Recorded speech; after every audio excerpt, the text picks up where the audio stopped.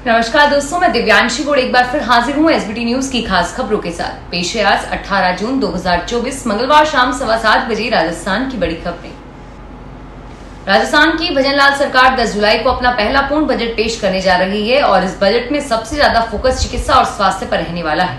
इसलिए राज्य के हर तबके के लोगों की जरूरतों को ध्यान में रखते हुए बजट तैयार किया जा रहा है। मंगलवार सुबह दिल्ली से लौटते हुए मुख्यमंत्री भजनलाल शर्मा ने सचिवालय में एक बड़ी बैठक की।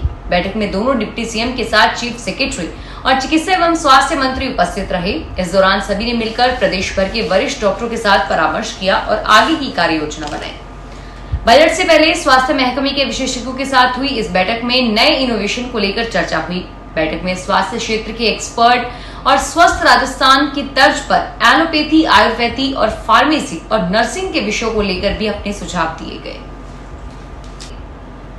प्रधानमंत्री नरेंद्र मोदी की चुप्पी पर आश्चर्य व्यक्त किया है राहुल गांधी ने और कहा है कि देश के 24 लाख बच्चों के भविष्य के साथ खिलवाड़ हुआ है। गांधी ने मंगलवार को कहा कि नीट परीक्षा में 24 लाख से अधिक छात्रों के भविष्य के साथ खिलवाड़ पर भी नरेंद्र मोदी हमेशा की तरह मौन धारण किए हुए हैं और इसको लेकर बिहार, गुजरात और हरियाणा में गिरफ्तारियों से साफ है कि परीक्षा में योजनाबद्ध तरीके से भ्रष्टाचार हुआ है और ये भाजपा शासित राज्य पेपर लीक का एपिसेंटर बन चुके हैं। जयपुर में पुलिस की गाड़ी ने एक जूस की दुकान को टक्कर मार दी और इससे दुकान का काफी हिस्सा क्षतिग्रस्त हो गया। जब पीड़ित ने पुलिस से बात की तो पहले माफी मांग ली और फिर बाद में कहा कि कई दिनों से शिकायत मिल रही थी, इसलिए दुकान को तोड़ा गया। इसके बाद पुलिस पर सवाल उठ रहे हैं कि आखिर देर रात जयपुर पुलिस गाड़ी से क्या अतिक्रमण तोड़ रहा था। घटना सांगानेर इलाके के गोविंदपुरा चौराहे पर पुलिस चौकी के पास की है। यहाँ बालाजी मंदिर के नजदीक 17 जून के दरमियान में रात 2 बजे पुलिस की गाड़ी ने एक जूस की दुकान को टक्कर मारी और इससे दुकान का काफी हिस्सा टूट गया। पूरी घटना सीसीटीवी कैमरे में कैद हो गई। राजस्थान में 5 विधानसभा उपचुनाव जल्द होंगे। राजस्थान के 5 विधायकों के सांसद चुने जाने के बाद रिक्त हुई इन सीटों पर उपचुनाव को लेकर अभी ऐलान तो नहीं हुआ, लेकिन प्रदेश कांग्रेस ने तैयारी शुरू कर दी है। दौसा और 84 विधानसभा सीट लोकसभा चुनाव के बाद रिक्त हुई है। राजस्थान प्रदेश अध्यक्ष गोविंद सिंह डोटासरा के निर्देश के बाद विधानसभा चुनाव 2023 और विधानसभा सीटों पर कांग्रेस को वोटों के आंकड़े जुटाए जा रहे हैं। इन सीटों के ऐसे बूथ जहां पार्टी को लगातार वोट कम मिल रहे हैं, उन बूथों पर विशेष रूप से तैयारी की जा रही है।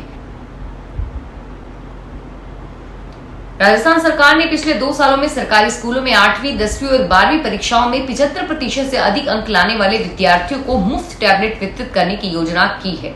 रिपोर्ट्स के अनुसार कुल 55,727 विद्यार्थियों को टैबलेट दिए जाएंगे। विद्यार्थियों को टैबलेट के साथ मुफ्त इंटरनेट सुविधा के लिए सरकार की ओर से सिम भी दी जाएगी। शिक्षा विभाग ने पहले चरण में सरकारी स्कूल के विद्यार्थियों को सिम कार्ड उपलब्ध कराने के लिए 55,800 सिम कार्ड खरीदने की योजना बनाई है। इन सिम कार्ड के जरिए बच्चों को 3 साल तक हर दिन 1 GB डेटा मुफ्त मिलेगा। राजस्थान के हिस्से का पानी कम मिलने का मामला अब लगातार सामने आ रहा है।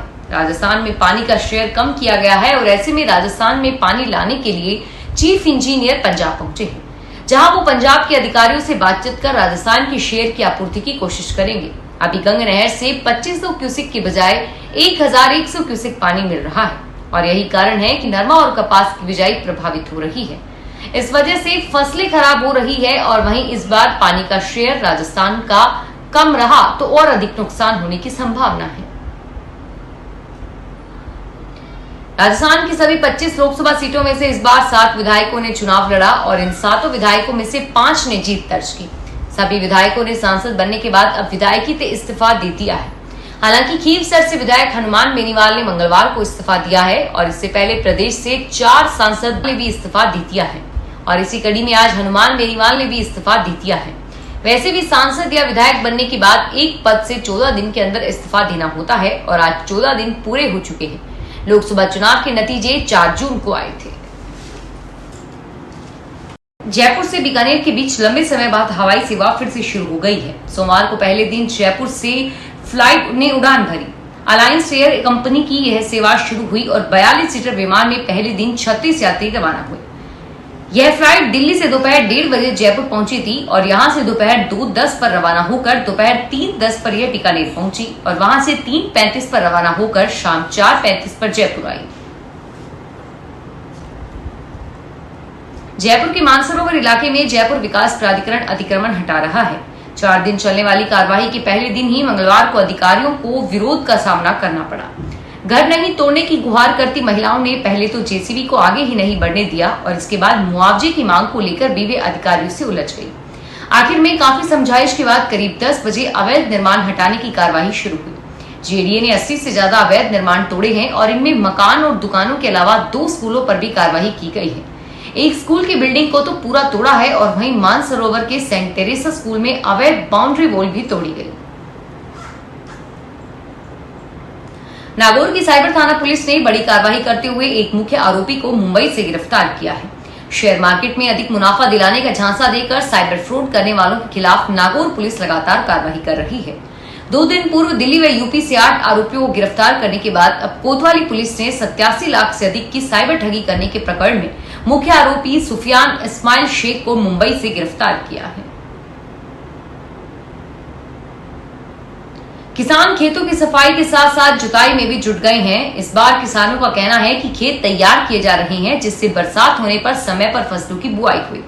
कृषि विस्तार विभाग की ओर से जिले में खरीफ फसल की बुआई का लक्ष्य तय कर दिया है। जिले में 2,00,127 हेक्टेयर में खरीफ फसल की बुआई होने की संभावना है। अधिकांश किसान बाजरे की बुआई करेंगे और कृषि के अधिकारियों का कहना है कि समय पर मानसून पहुंचा तो खरीफ फसल का लक्ष्य और भी बढ़ सकता है।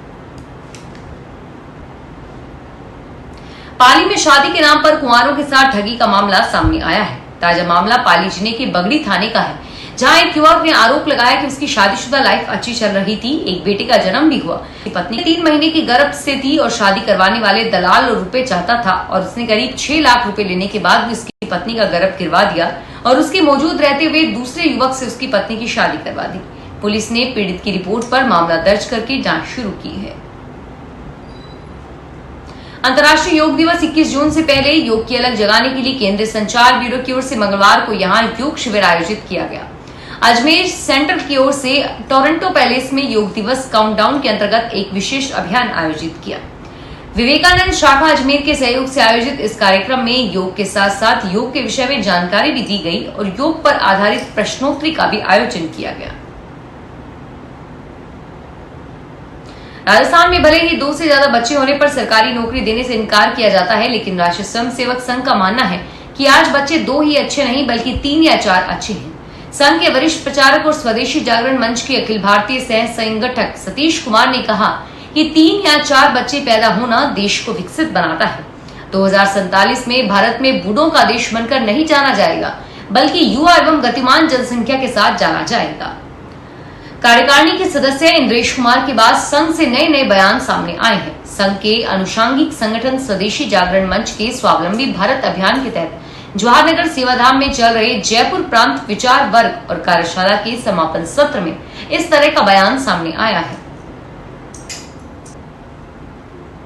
उच्चतम न्यायालय ने गंभीर अनियमितताओं के आरोपों से गिरी मेडिकल प्रवेश परीक्षा नीट को रद्द कर इसे दोबारा आयोजित करने की मांग वाली याचिका को केंद्र सरकार और राष्ट्रीय परीक्षा एजेंसी से कहा कि भले ही किसी ओर से लापरवाही हुई हो, लेकिन विद्यार्थियों में आत्मविश्वास जगाने के लिए उचित कार्रवाई कर इस मामले को पूरी तरह से निपटाया जाना चाहिए। न्यायमूर्ति SV1 भट्टी की पीठ ने ये टिप्पणियां करते हुए केंद्र और एनटीए के अधिवक्ता से आगे कहा कि ऐसी स्थिति की कल्पना करें कि अगर धोखाधड़ी करने वाला कोई व्यक्ति डॉक्टर बन जाए तो वह समाज के लिए और अधिक हानिकारक होगा। हम समय पर इसकी कार्रवाई चाहेंगे। फिलहाल इस बुलेटिन में इतना ही और फिर हाजिर होंगे तमाम बड़ी खबरों के साथ। धन्यवाद।